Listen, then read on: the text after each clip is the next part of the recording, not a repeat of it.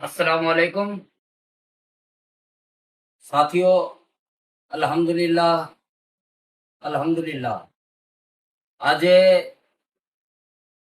કચ્છમાંથી સૌપ્રથમ મુસ્લિમ યુવા કોર કમિટીની ટીમ અમદાવાદ આવી છે અને અમદાવાદ હાઈકોર્ટના વકીલો સાથે અમદાવાદના હાઈકોર્ટના વકીલો સાથે મીટિંગ કરી અને કચ્છમાં થયેલ ડિમોલેશન મસ્જિદોના હોય, દરગાહોના હોય કે ઘરોના હોય, તમામ ડિમોલેશન વિશે ગુપ્તગુ કરવામાં આવી અને સારી રીતે આ જે ડિમોલેશન છે એ તમામ ડિમોલેશનના જે પ્રકાર છે, જેવી રીતે ખોટી સહીઓ સાથે હોય કે 1-2 દિવસની મુદત સાથે મજાર શરીફ તોડી નાખવાની વાત હોય કે ખોટી રીતે જે નોટિસો ચાલુ છે તે હોય કે મસ્જિદોનું વકફમાં ચાલુ મસ્જિદોનું ડિમોલેશન હોય, તમામ બાબત ઉપર આજે ચર્ચા થઈ અને તમામ બાબતો ઉપર કેવી રીતે હાઈકોર્ટમાં પિટિશન દાખલ કરવી એ અંગે પણ તમામ ચર્ચાઓ થઈ અને નક્કી થયો કે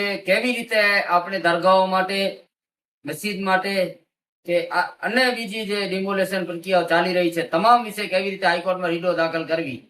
તો આજે અમે આવ્યા છીએ અહીંયા અમદાવાદ હાઈકોર્ટના વકીલોથી મુલાકાત કરી છે અને ટૂંક સમયના અંદર જ કચ્છની તમામ PLLO અને રીટ પિટિશન હાઈકોર્ટમાં દાખલ થશે. અને હું કચ્છ મુસ્લિમ સમાજને અપીલ કરું છું કે તમે થોડો કોઓપરેટ કરો, સાથ આપો. અમે એક પણ દરગાહ આજથી એક પણ દરગાહ તોડવા નહીં દઈએ.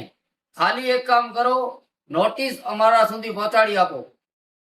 ખાસ વાત યાદ રાખજો કે નોટિસ અમારા સુધી પહોંચાડી આપો તે જ ટાઈમ ઉપર જ્યારે તમને મળ્યું હોય.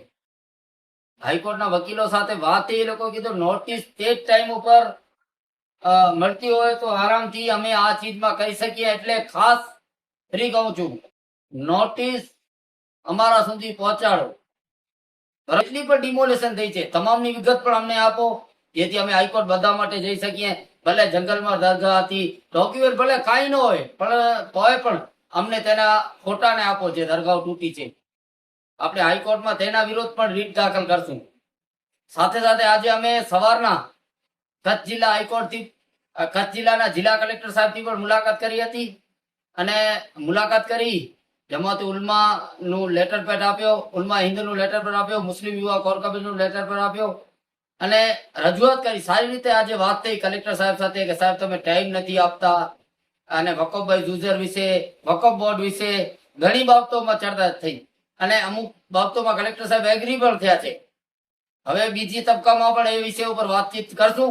પણ ફિલહાલ મારી એટલી અપીલ છે કે હાલે જેવી રીતે વહીવટ તંત્ર મુસ્લિમ સમાજની ધાર્મિક વસ્તુઓ તોડી રહ્યો છે, આપણે પણ થોડાક જાગૃત થઈએ અને આપણે પણ નજર રાખીએ કોના ઉપર નોટિસ જાય છે, ક્યાં ક્યાં નોટિસ ચોડાવવામાં આવે છે, ક્યાંક તમને દેવા આવશે, ક્યાંક ચોડાવી હાલ્યા જશે. તો જરા ખ્યાલ કરો તો આપણે એક પણ દરગાહ, મસ્જિદ કે કાંઈ તોડવા દેશું નહીં. અસ્સલામ વાલેકુમ.